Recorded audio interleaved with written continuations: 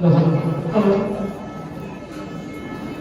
મુરસદ નગરની ધન્યધારા ઉપર પુરેશાળી એટલો બધો આનંદ છે આપણને કે એમ કહેવાય કે આપણા જિનાલયની સિદ્ધાર્થ ગોસ્વામી, કુંભી સ્વામી, માણિકભાઈ અસવાજીની પ્રતિષ્ઠા બાદ અને પન્યાસ પદવી બાદ મહાસન વિજયજી મહારાજા આપણા મુરસદ નગરની ધન્યધારા ઉપર આજે પધાર્યા છે.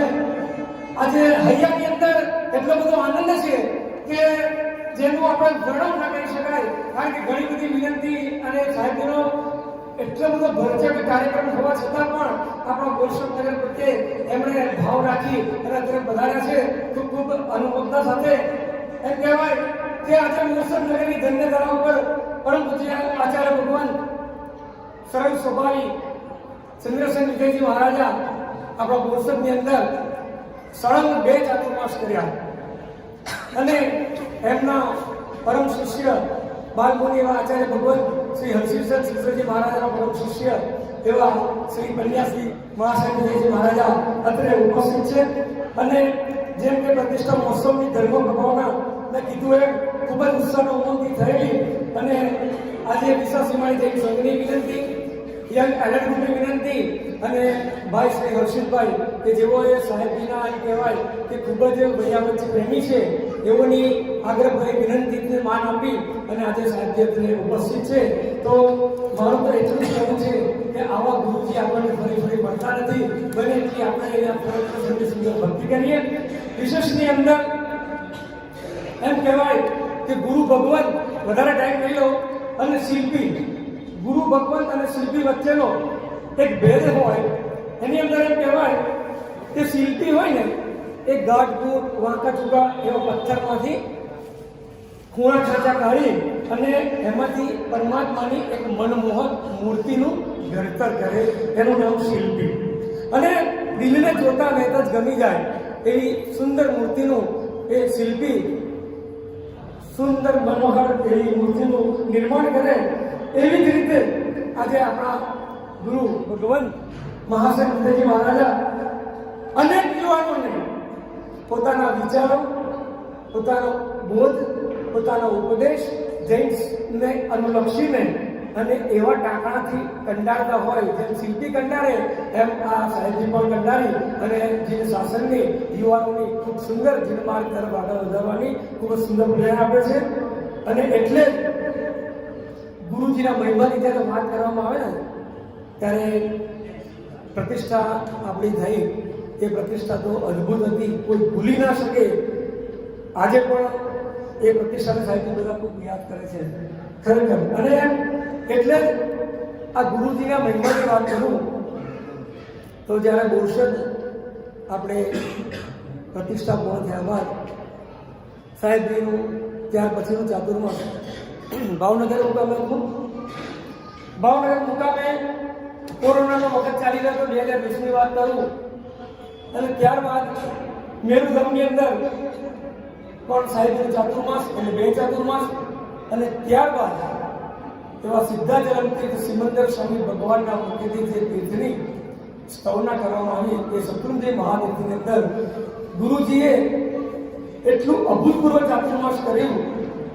ખૂબ જ ધર્મ પ્રભાવના, ખૂબ જ શાસન પ્રભાવના થઈ અને એ તીર્થની અંદર અભૂતપૂર્વ એટલે કે લગભગ 550 અંદાજિત આરાધકો પૂજ્યશ્રી સાથે જોડાયેલા હતા. વિચાર કરો, સાહેબના પ્રભાવની વાત કરીએ ત્યારે આપણને એમ થાય કેટલું ગર્વ છે. ત્યારબાદ એ શત્રુંજય મહાદેવને ચાતુર્માસ બાદ સાહેબજીએ પોતે નિષ્ઠા પ્રદાન કરી અને રોહિશાળા, હસ્તગીરી, સિદ્ધવર વગેરેની માર્ગોની સુંદર એવી સંઘ પાલિત કાઢ્યો. અને આ રીતે સાહેબજીએ ખૂબ જ સુંદર શત્રુંજય મહાદેવની અંદર ચાતુર્માસ પૂર્ણ કર્યું. ત્યારબાદ અમદાવાદમાં હઠીસિંહની વાડી ચોથું ચાતુર્માસની વાત કરું. હઠીસિંહની વાડીની અંદર પણ તેઓએ સુંદર ધર્મ આયોજન કરી અને છેલ્લે એમ કહેવાય એક એનું આગળ છે મેમનગર. મેમનગરની અંદર પણ સાહેબજીએ ખૂબ જ ઉત્કૃષ્ટ ધર્મ પ્રભાવના કરી. ઘણી વાર મેસેજમાં વાંચતા આવીએ કે 1 બારીના પછાણનો, 2 બારીના પછાણનો એમ કરતા કરતા 5-25 નહીં પણ 75 સમથિંગ જેટલા સિદ્ધિતમની પણ મેઘનગર અમદાવાદની અંદર સુંદર આરાધના કરાવી.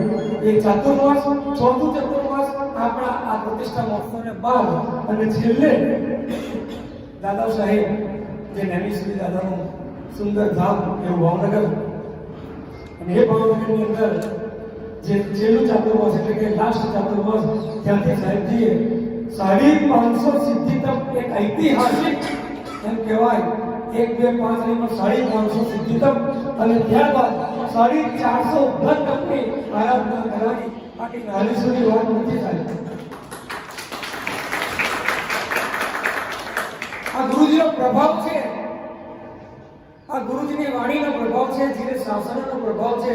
આવા 5 ચાતુર્માસ આપણા સંઘની પ્રતિષ્ઠા પૂર્ણ થયા બાદ અને ત્યારબાદ એમ કહેવાય કે સિદ્ધિગીરી મુકામે એટલે કે સત્યદેવ મહાદેવની અંદર સાહેબને સમવસ્ત્રની અંદર કન્યાસ્પતિનું વિશિષ્ટ એમ કહેવાય વિભૂષિત કર્યા, અને કન્યાસ્પતિ દિવાલ આજે નગરની અંદર સાહેબજી પધાર્યા છે. અને અહીંયા ટૂંક સમયની અંદર આપણે સૌ જેની આતુરતાપૂર્વક રાહ જોઈ રહ્યા છે એવી વૈશાખ સુધી સાતમ, કઈ રીતે વૈશાખ સુધી સાતમ તારીખ 23/4 મેરુધામ મુકામે સાહેબજીને સૂર્યમંડળ આચાર્ય પદથી વિભૂષિત થશે. અને ખરેખર આ અવસર એટલો બધો સરસ હશે અને આપણે સૌએ એમાં હાજર રહેવાનું છે. તો આવા ગુરુજી માટે વિશેષ તો કહું નહીં, બધા સાથે બોલીએ. દુનિયામાં જેની જોત જડેલા એ મોજીવન જીવનારા,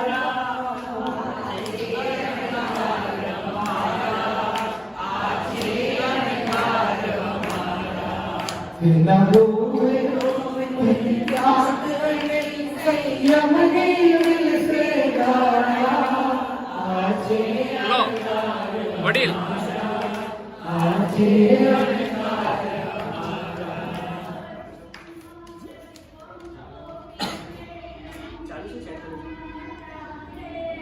ચેક કરજો ચાલુ છે.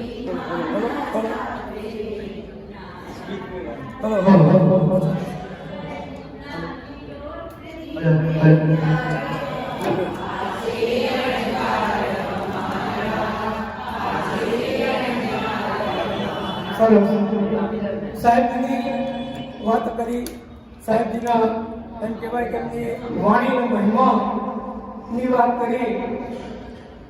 છેલ્લે એમના વિશે એટલું કહીશ કે સાકરનો ટુકડો હોય ને, સાકરનો લાલજી કાકા, એ ગમે ત્યાંથી જાઓ ને તો કેવો લાગે? સાકરનો ટુકડો ગમે ત્યાંથી ચેકો તો કેવો લાગે? મીઠો લાગે ને?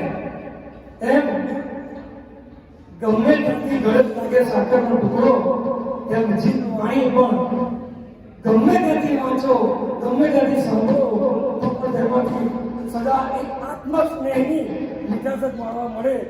તો આવો આપણે બધા આત્મસ્નેહની મીઠાશને માણવા માટે જે બન્યાશ્રીને નમ્ર ભાવે વિનંતી કરીએ કે હે બન્યાશ્રી મહારાજા, આપ અમને પ્રભુની વાણીનું શ્રવણ કરાવો, અમને શ્રવણ કરાવો.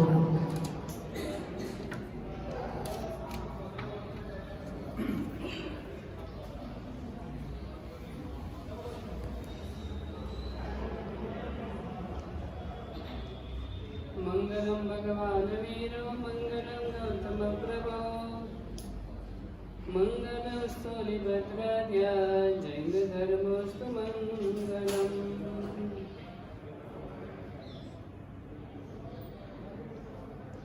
આનંદ ઉકાળી આનંદ કરુણાના સાગર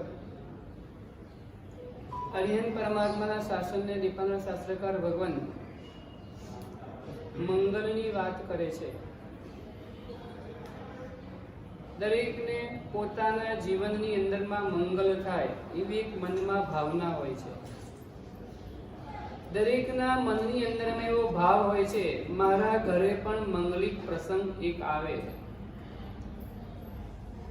દરેકની ઈચ્છા એવા પ્રકારની ગોઠવાયેલી છે, મંગલ ગમે છે.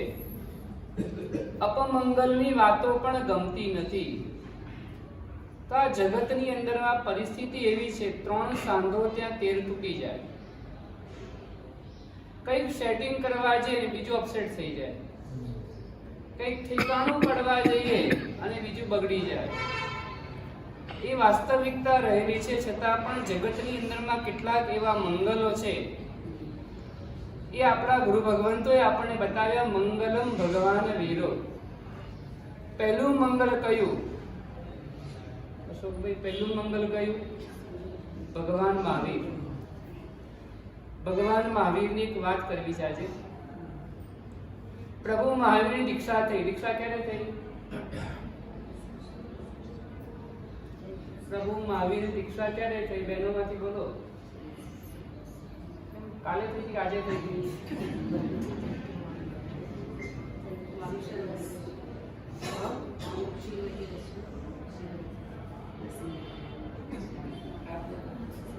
કાર્તક વદી દશમ. ગુજરાતીમાં કાર્તક વદ દશમ. કાર્તક વદી દશમના પરમાત્મા મહાવીરે દીક્ષા લીધી. દીક્ષા લઈને પરમાત્માએ ઘોર તપ કર્યો. પરમાત્માનો તપ એવા પ્રકારનો તપ હતો કે પરમાત્માએ 2 દિવસ સાથે વાપર્યું નથી. જ્યાં જ્યાં પારણું કર્યું, જેટલું મળ્યું, જે મળ્યું એની અંદરમાં પરમાત્માએ પારણું કરી લીધું. પારણા પછી પાણી પણ વાપર્યું નથી. જેટલા પણ પરમાત્માએ ઉપવાસ કર્યા, બધા જ ઉપવાસ 24 ઉપવાસ કર્યા. જે પણ પરમાત્મા મહાવીરે દીક્ષા લીધા પછી જે પણ તપ આદર્યો ને, એ તપની અંદરમાં પરમાત્મા ક્યારે પણ ભૂમિ ઉપર બેઠા નથી, પલાઠી વાળીને બેઠા પણ નથી. આડા દિલની વાત તો બહુ દૂરની થઈ ગઈ. આડા તો પડ્યા જ નથી, પલાઠી વાળીને બેઠા નથી. આવો પરમાત્મા મહાવીરે ઘોર તપ ઉપસર્ગ સહિત સહન કર્યું. 12.5 વર્ષની સાધના પરિપૂર્ણ થવા આવી અને પરમાત્માને કેવળ જ્ઞાન, કેવળ દર્શનની પ્રાપ્તિ થઈ. પરમાત્મા રુજુવાલિકા નદીના કિનારે પરમાત્મા કેવલી બન્યા અને કેવલી બન્યા પછી પરમાત્માએ સમવર્ષણમાં દેશના આપી. તમને ખબર છે દેશના આપી પરમાત્માએ? કેટલી વાર દેશના આપી પરમાત્માએ? ક્યારે? થોડીક વાર આપી અને પછી ક્યાં ગયા? ત્યાંથી પરમાત્માએ વિહાર કર્યો. કેમ વિહાર કર્યો પરમાત્માએ?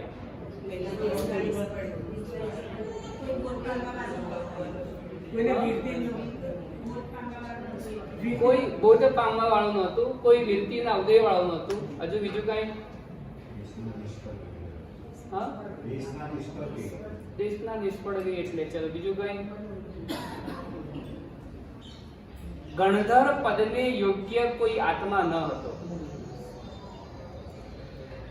એટલે પરમાત્મા એવા આત્માને માટે પરમાત્મા જ્યારે વિહાર ન કર્યો હોય એવી એક ઘટના ઘટી ગઈ. પરમાત્માએ વિહાર કર્યો.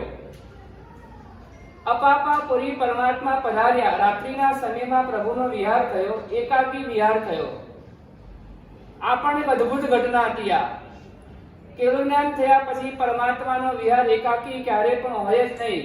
કેવળ જ્ઞાન થયા પછી પરિવાર સાથે પરમાત્મા હોય, પણ પરમાત્માનો વિહાર એકાકી થયો અને પરમાત્મા માત્ર ને માત્ર જાણે. ગણધર પદને યોગ્ય આત્મા, કારણ ગણધર પદ વગર શાસનની સ્થાપના સંભવતી ન હતી. માટે પ્રભુએ જાણે વિહાર ન કર્યો હોય એવી એક ઘટના ઘટી ગઈ. આ ઘટના લગભગ આપણને ખબર છે. લાલજીભાઈ જાગો છો? કઈ વાત કરી આપણે? ભગવાને વિહાર કર્યો. શેના માટે કર્યો? જાણે ગણધર પદને યોગ્ય એવો આત્મા ન મળ્યો, માટે પ્રભુ જાણે વિહાર ન કર્યો હોય એવી એક ઘટના ઘટી.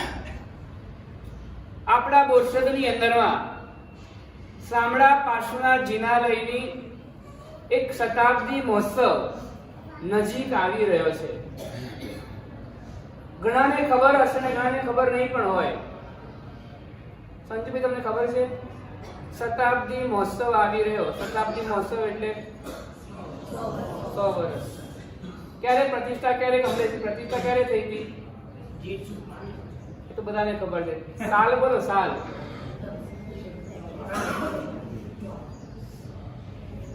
કઈ સાલમાં પ્રતિષ્ઠા? નીતિનભાઈ બોલો.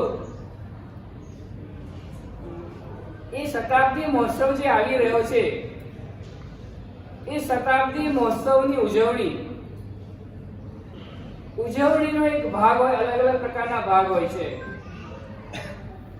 કેટલાક આત્માઓ મોન્ટુભાઈ મહોત્સવ કરે શતાબ્દીની અંદરમાં, ક્યાંક સાંકળી આંબેલ થાય, કોઈક જગ્યાએ અઠમ તપની આરાધના શતાબ્દી મહોત્સવના નિમિત્તે, કોઈક જગ્યાએ દીક્ષાનો પ્રસંગ ઉજવાય શતાબ્દીની અંદરમાં, કોઈક જગ્યાએ શતાબ્દીની સાથે કોઈ વિશિષ્ટ અનુષ્ઠાન પણ સાથે ગોઠવાઈ જાય. એક અનોખી ઉજવણી કરવી છે. ઘણા બધા આપણા શ્રી સંઘના યુવાનો મળવા માટે આવ્યા હતા. કઈ ઉજવણી કરવી છે? કઈ ઉજવણી કરવી છે? લાલજીભાઈનો ફોન આવ્યો, માર્ગદર્શન આપજો ઉજવણી માટેનું, નહીં? બરાબર ને? છોકરાઓ પણ કહેવા માટે આવ્યા હતા ઘણા બધા, કઈક માર્ગદર્શન આપો. કેવળ જ્ઞાન કલ્યાણક મહોત્સવની ઉજવણી કઈ કહેવાય? ભગવાન મહાવીરને કેવળ જ્ઞાન થયું અને કેવળ જ્ઞાન થયા પછી એ મહોત્સવની ઉજવણી કઈ કહેવાય? જેને ખબર હોય બોલો. એ ઉજવણી બેન્ડ વાજા વગાડે એને ઉજવણી કહેવાય? પૂજા ભણાવી એને ઉજવણી કહેવાય? એ ઉજવણીની સાર્થકતા શેમાં કહેવાય? હર્ષિતભાઈ બોલો. ભગવાન મહાવીરને કેવળ 12.5 વર્ષ પછી પરમાત્મા બેઠા. 12.5 વર્ષ સુધી પરમાત્મા પલાઠી વાળીને બેઠા નથી. એ પરમાત્માએ ઘોર તપ કર્યો, ઉપસર્ગ સહન કર્યા, દેવો દ્વારા, તિર્યંચો દ્વારા અને મનુષ્યો દ્વારા. એ બધા જ પરમાત્મા ઉપસર્ગ સહન કરતા કરતા પરમાત્મા જ્યારે હવે કેવલી બની ગયા, એ મહોત્સવની ઉજવણીની સાર્થકતા શેની અંદરમાં રહેલી છે? સમવસ્ત્રની રચના કરી એમાં, દેશના આપી એમાં. ચલો ખોટું છે, જો બોલો આગળ બોલો. શાસનની સ્થાપના કરે એ કેવળ જ્ઞાન મહોત્સવની ઉજવણી છે. કે હવે પછી આ ધર્મ કોણ ચલાવશે? જ્યાં સુધી એવો ધોરી પુરુષ તૈયાર ન થાય ત્યાં સુધી કેવળ જ્ઞાન મહોત્સવની ઉજવણીની સફળતા ન કહેવાય. કારણ કે પ્રભુ સ્થાપના કરશે ધર્મની, તો એ ધર્મની ધુરાને આગળ વહન કોણ કરશે? દિલીપભાઈ ક્યાં? દિલીપભાઈ આવ્યા છે? બહુ પાછળ તમારી ખુશ અહીંયા હતી કે પાછળ જતા રહ્યા? આગળ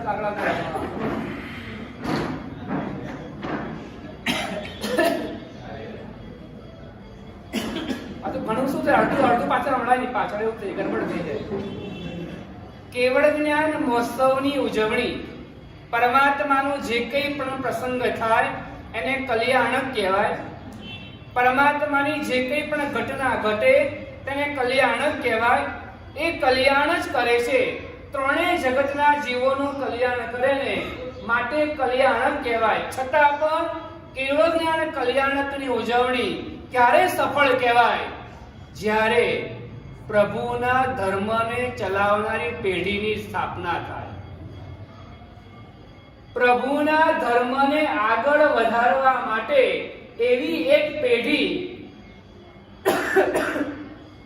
જેને કહેવાય શાસન, જેને કહેવાય સંઘ, એ સંઘની સ્થાપના થાય તો જ કેવળ જ્ઞાન કલ્યાણકની ઉજવણી કરી કહેવાય. બાકી કરોડો દેવતાઓ ભેગા થાય, સમવસન રચાઈ જાય, સુવર્ણ કમળ સ્થપાઈ જાય, દુંદુભી વાગવા લાગે, અશોક વૃક્ષ ગોઠવાઈ જાય, પણ એને ઉજવણી ના કહેવાય. ઉજવણી તો એને કહેવાય સંઘની સ્થાપના આગળની પેઢી કોણ ચલાવશે? આજે અમારી પણ એક એવી ભાવના, મેં જોયું આમ ફરતો ફરતો વરઘોડો આવ્યો ને, શામળા પાસના દેરાસર પાસે આવ્યો તો આપણા વડીલ લાલજીભાઈ પ્રમુખ, જાગો છો ને? ક્યાં બેઠા હતા તમે? ક્યાં બેઠા હતા હમણાં હું આવ્યો ત્યારે? દેરાસરમાં ક્યાં બેઠા હતા? અંદર કે બહાર? નહીં, એની અમે આવ્યા ત્યારે ક્યાં બેઠા હતા?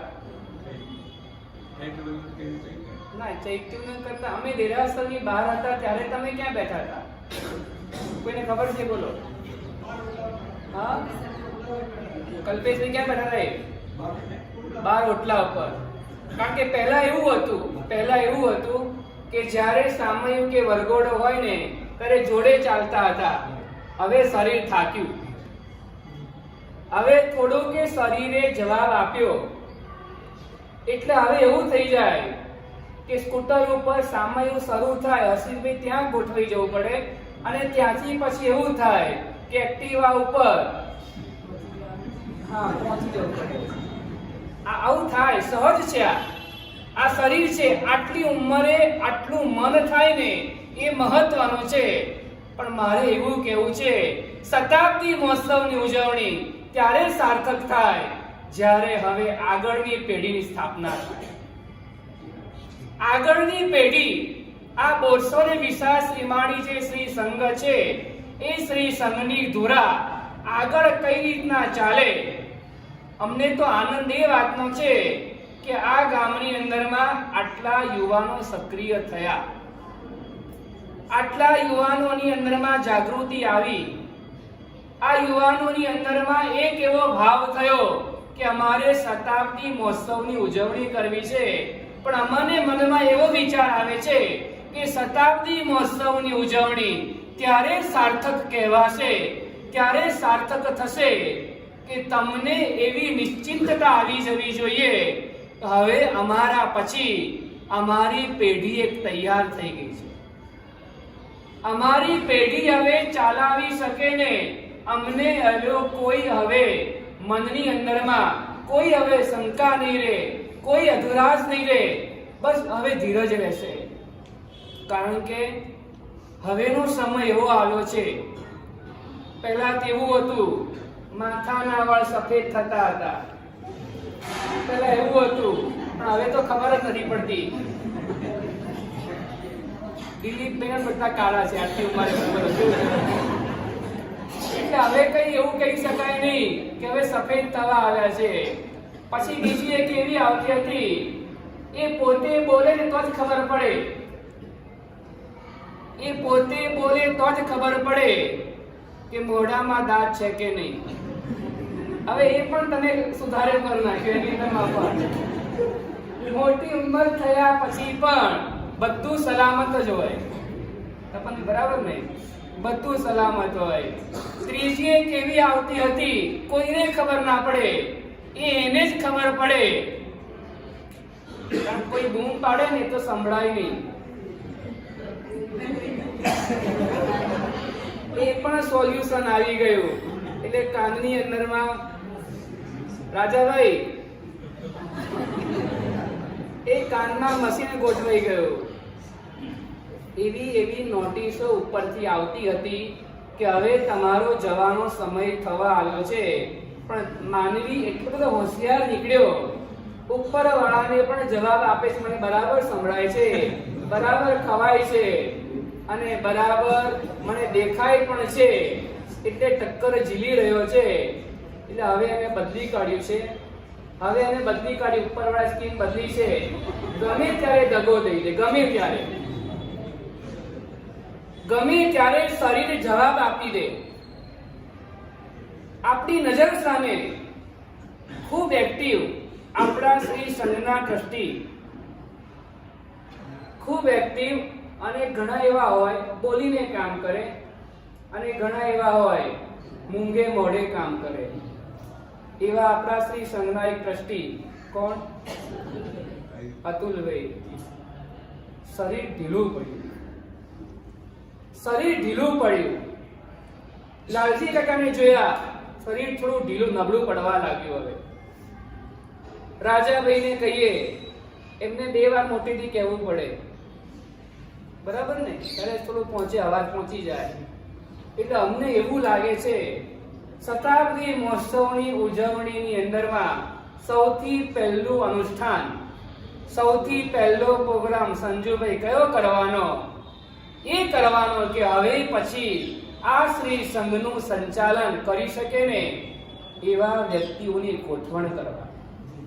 બહુ જરૂર છે, અત્યારના બહુ જરૂર છે. એક તો છોકરાઓ રહ્યા નથી પહેલા નંબરમાં, અને જે રહ્યા છે એની અંદરમાંથી જ ગોઠવણ તમારે કરવાની છે.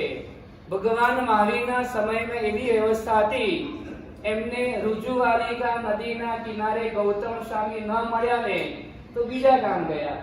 આપણે બીજે ગામ જઈ શકીએ તેમ નથી. આપણે તો જે છે એમાંથી જ ગોતવાના છે અને એમાંથી તૈયાર કરવાના છે. આપણી નજર સામે તૈયાર કરો એમને એવું ઘડતર કરો, એમને ખ્યાલ આવે કે કઈ રકમ કયા ખાતાને ક્યાં વાપરી શકાય છે, શું શું આપણી પાસે રહેલું છે. એ છોકરાઓને ખબર જ નહીં હોય કઈ રીતના કરશે આગળનો વહીવટ. ઇન્દ્રનજની અંદરમાં અંજન સલાકા પ્રતિષ્ઠા મહોત્સવ હતો. 15 વર્ષ થયા, એટલે અમારી પણ 15 વર્ષ નાની ઉંમર, ત્યારે બહુ નાના ત્યારે વાસુ પૂજ્ય સ્વામી ભગવાનની અંજન સલાખાનો દિવસ નજીક આવી ગયો, મુહૂર્ત પણ નજીક આવી ગયો. રાત્રિનો સમય. અંજન કરવા માટે કોણ જાય? કિરીટભાઈ, કોણ જાય અંજન કરવા માટે? આચાર્ય ભગવાન જાય. એ ખબર જ, આપણને પણ ખબર, અમને પણ ખબર, તમને પણ એવી ખબર હોય બધી અમુક વસ્તુની. તો આચાર્ય ભગવાનનો જ અધિકાર છે, એ જ અંદરમાં જઈ શકે. અમારા આચાર્ય ઇન્દ્રસેન શ્રી માર્શેની મિશ્રા હતી. મને કે તમારે પણ સાથે આવવાનું છે. મને એવું કીધું એમને. મેં કીધું અમે તો બહુ નાના છીએ હજુ, અમારી તો એવી યોગ્યતા પણ કઈ છે નહીં. મને કે તમારે આવવાનું અંદરમાં, તમે અંદર આવીને જોશો ને તો તમને ખબર પડશે કે અંદરની વિધિ વિધાન શું હોય છે. જ્યાં સુધી જવાબદારી નાખવામાં આવતી નથી હોતી ને ત્યાં સુધી વ્યક્તિ અંદરમાં પ્રવેશ કરતો જ નથી હોતો. અંદરમાં પ્રવેશ કરે જ નહીં એટલે અંદરની પરિસ્થિતિ, અંદરના માળખાની કોઈને ખબર પડતી નથી. જ્યારે બહાર આવે ને ત્યારે ખબર પડે કે ભાઈ 4થા સ્ટેજનું છે. અત્યારે અંદરનું માળખું કેટલું અંદરમાં વિખરાઈ રહ્યું છે ને એ આ શરીરનો ભરોસો કરવા જેવો નથી ને. એટલા માટે આપણે આવનારો પ્રસંગ એવો જાજરમાન કરવો છે. વિચાર્યું પણ નહોતું કે આ સુધરવા સ્વામીને પુંડલિક સ્વામી પ્રતિષ્ઠાના ચઢાવા, આ જ હોલ, આ જ પાઠ અને આપણો શ્રી સંઘ કોઈ બહારનો નહીં, અને છતાં પણ એ ચઢાવા આજે ઐતિહાસિક થઈ ગયા. આ શામળા પાર્શ્વનાથ પરમાત્મા જિનાલયમાં પ્રતિષ્ઠિત થયા ત્યારે આમાંથી કોણ હાજર હતું? અશોકભાઈ તમે હતા, દિલીપભાઈ તમે, લાલજીભાઈ તમે હતા, પ્રતિષ્ઠા થઈ ત્યારે તમે હતા, શામળા પાર્શ્વનાથની પ્રતિષ્ઠા થઈ ત્યારે તમે હતા નહીં. શામળા પાર્શ્વનાથની પ્રતિષ્ઠા થઈ ત્યારે આમાંથી કોઈ હાજર નહોતું, અમે પણ નહીં, તમે પણ નહીં. કોઈ બીજા સ્વરૂપે હોય તો ખબર નથી, બરાબર? એટલે આ સ્વરૂપે તો આપણે કોઈ હતા નહીં. એટલે પ્રતિષ્ઠિત થયા ત્યારે પરમાત્માની ગાદીએ બેઠા ત્યારે અમે ક્યાં હતા અમને ખબર નથી. પણ જ્યારે હવે શતાબ્દી મહોત્સવ આવે, 100 વર્ષ પરિપૂર્ણ થાય, એવો ભવ્યાતિ ભવ્ય રીતે શતાબ્દી મહોત્સવને ઉજવવાનો છે. અનોખો મહોત્સવ તો પહેલો જ ઉજવવો છે. કેવળ જ્ઞાન કલ્યાણકનો મહોત્સવ પરમાત્મા મહાવીર અપાપાપુરીની અંદરમાં ઉજવ્યો. કઈ રીતના ઉજવ્યો?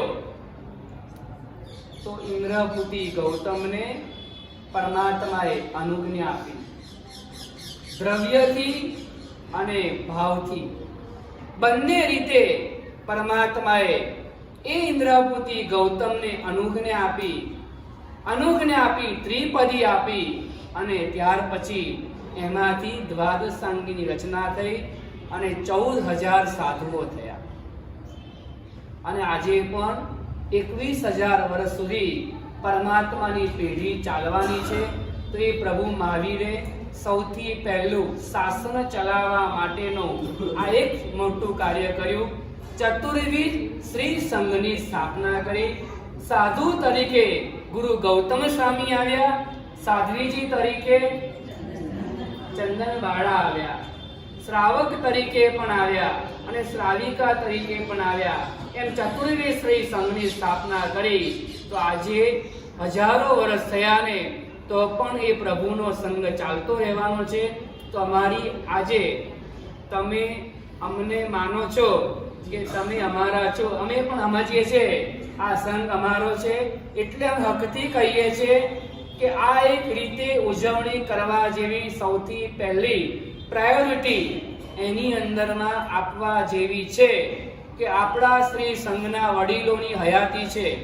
વડીલો બેઠા છે તો વડીલોની હાજરીની અંદરમાં છોકરાઓ તૈયાર થઈ જાય તો આવતીકાલે એમને પણ ખબર પડે કે શું શું કેવી રીતના કરવું જોઈએ. અને વડીલોની પાસે અનુભવ હોય છે, વડીલોની પાસે અનુભવની આંખ હોય છે. યુવાનોની પાસે માત્ર ઉડવા માટે પાંખ અને પગ હોય છે. એટલા પગ કે પાંખ ચાલતી નથી, આંખની જરૂરિયાત પડતી હોય છે. તે બંનેનો સમન્વય કરી શ્રી સંઘનો અભ્યુદય, શ્રી સંઘનો વિકાસ થાય એવી અમારી એક આજના દિવસે તમને અમારી એક ભાવના એક વ્યક્ત કરી છે. તમારે ઝીલવાની છે. અમારો ધર્મ છે ઉપદેશ આપવાનો અને શ્રાવકનો ધર્મ છે ઝીલવા જેવું લાગે તો ઝીલી અને આ એક કાર્ય કરવા જેવું છે. બીજા પણ શું કાર્યો કરવાના છે અમે અહીં આવ્યા છે. મુખ્ય કાર્ય એક જ છે, શતાબ્દી મહોત્સવની ઉજવણીની કેવી રીતની તૈયારીઓ અત્યારથી કરવી. એટલા માટે જ ખાસ લાલજીભાઈની પણ ભાવના છે કે મારી નિશ્રામાં બધું ગોઠવાઈ જાય. બરાબર ને? હું પ્રમુખ તરીકે અત્યારે બેઠો છું, એમને જસ છે. ઘણા બધા વખતથી ઘણી બધી ભાવનાઓ હતી ને એમના થકી પૂરી થઈ શકે તેમ છે. તો એમની હાજરીની અંદરમાં આ બધું જ માળખું સરસ ગોઠવાઈ જાય તો આવતીકાલે ચિંતા ન રહે. એટલા માટે એક આ કાર્ય આ એક કરવા જેવું છે.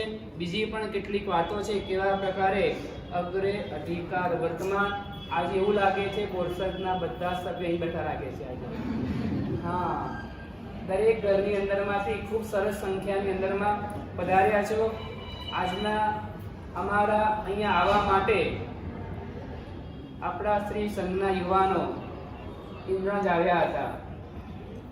કહીને ગયા, વિનંતી કરીને ગયા પધારવા માટેનું. અમારો તો કોઈ વિચાર જ નહોતો.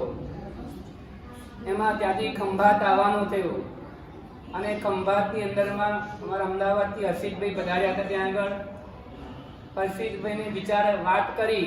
અમારો થોડોક વિચાર થાય છે કે અમારે બોરસદ જવું છે. એટલું બધું ફાસ્ટ ગોઠવી દીધું બધું એમને. ઇન્દ્રજમાં વિનંતી કરી હતી બોરસદ પધારો, ફરીવાર ખંભાત કર્યું અને રાતના મેં ફોન કરાવી દીધો કે અમારું કેન્સલ થઈ ગયું છે અને અમે ઇન્દ્રજ જઈએ છીએ. અને વળી પાછા ફરીવાર છોકરાઓ ભેગા થયા અને અમને પણ વિચાર થયો આપણો સંઘ છે અને સંઘનું કાર્ય છે, થોડુંક ફરવું પડશે, થોડા કિલોમીટર વધી જશે, પણ સંઘના કાર્યને માટે અહીંયા આવવાનું થયું છે.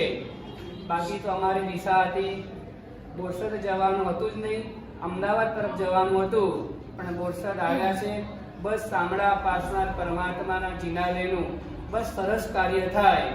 આજે પેલી ડેરીઓ સુધર્મા સ્વામી અને પુંડરીક સ્વામી ખૂબ સરસ થઈ ગઈ. જાણે એવી લાગે સોનાથી મઢેલી હોય એવી સરસ બંને ડેરીઓનું કાર્ય થઈ ગયું. આખું જિનાલય સરસ. આરસ પણ ઘણો બદલાઈ ગયો, કોતાણીઓ પણ થઈ ગઈ. પદ્માવતીની ડેરી પણ જોઈ, થોડીક અધૂરી લાગી. કામ ચાલુ લાગે છે એનું. પણ બસ આ બધું સરસ થઈ રહ્યું છે. તો બસ આવી સંઘના ભાઈઓનો સહયોગ છે, સંઘના બહેનોનો પણ સહયોગ છે, માટે જ સરસ થઈ રહ્યું છે. તો અત્યારથી તૈયારી કરીએ. આપણો નાનો પરિવાર છે અને મહોત્સવ મોટો કરવાનો છે. આપણો પરિવાર નાનો છે અને મહોત્સવ મોટો કરવાનો છે, એટલે થોડા વહેલા જાગીએ તો કાર્ય સરસ થઈ જાય. કામ ઘણું શું કરો બેન? તમે શું કરો બેન? કામ ઘણું હોય તો આજે પાપડ કરવાના હોય, વડીઓ કરવાની, શું કરી વહેલા ઉઠી જાવ ને.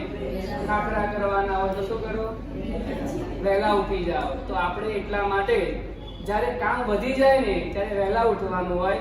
એમ મહોત્સવ મોટો કરવાનો હોય તો વહેલા જાગવાનું છે. તો બસ હવે જાગી જઈએ. જાગીને સુવે એનું જાગરણ પડ્યું કુવે. શું કીધું? એના જાગરણની કોઈ કિંમત જ નથી. સુઈને જાગે એનું જાગરણ લેખે લાગે. ભલે સુઈ જાય પણ એકવાર જાગી જાય કલ્પેશભાઈ તો એ બરાબર કહેવાય. પછી અહીંયા ઝોકા ખાતો હોય મજા ના આવે. પછી આવ્યો તો સુન આવ્યો તો દેવું થઈ જાય. એટલે સુઈને જાગે એ નકામો છે, પણ સુઈને જાગતો રહે ને એનું જીવન લેખે લાગે છે.